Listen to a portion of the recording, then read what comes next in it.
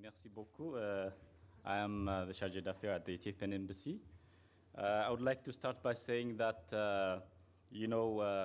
talks and conferences of, issues relating to such a subject like the Nile cannot be, undertaken without the involvement of Ethiopia, which is the source of the Nile, 86% of the source of the Nile.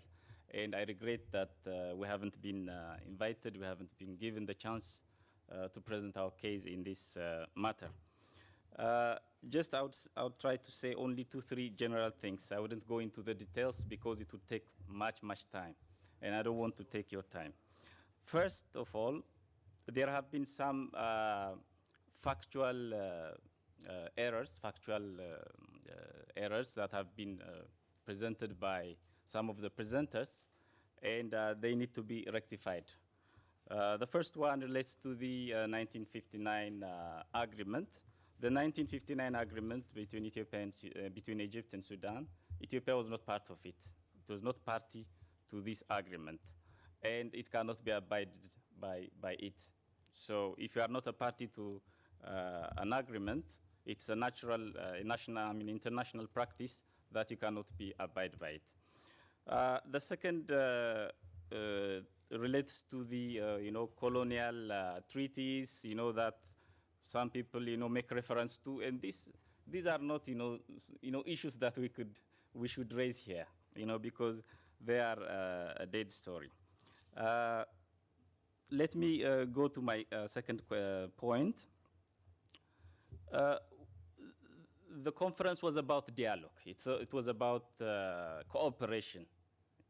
That is what Ethiopia is saying all along, starting from the initiative that it took to establish the international panel of experts, by which Ethiopia was by any means obliged or forced to do it, neither in the international law nor in customary practice.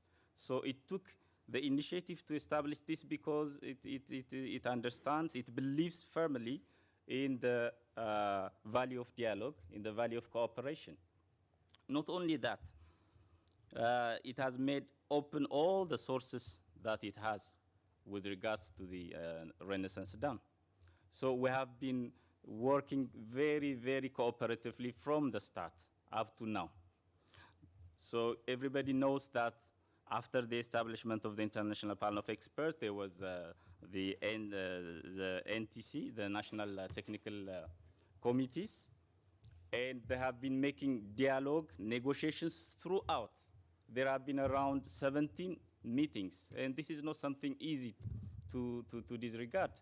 So we are in the spirit of cooperation, in the spirit of dialogue, and we need to continue with that. And I don't agree with the sense that I feel from this forum that there has been a tension, that there is a crisis. There is no crisis in the Nile. There is a source and a potential for cooperation. Nile cannot be a source of tension, but cooperation. As one of the famous Ghanaian Egyptian son, Gamal, what was his name? I forgot his name. He was the son of Nkrumah. He said, we have interwoven destinies. The people of Ethiopia and the people of Egypt. It's not only about Ethiopia and Egypt, it's about Ethiopia and Sudan, and it's about Sudan, Egypt, Ethiopia, and every one of us. So we work, I want to underline the fact that we are working in the spirit of cooperation. And we continue with that. And we don't see any political or whatever problem in that regard. And every issue that we raise with regards to the Nile should pass through what has been provided already through the technical mechanisms. They are there, and they have proved efficient. There might be some, here and there might be some points of disagreement. That is quite natural in every negotiation or dialogue. So what we need to do is to stick firm to the mechanism which has been established. The technical mechanism, there is a ministerial mechanism. So we have the forum. We need to exploit that. And we need to rush. I agree totally with all of you who have presented that we need to rush. Yes. For example, we are talking about the Nile Basin. The Nile Basin Initiative is there since 1999.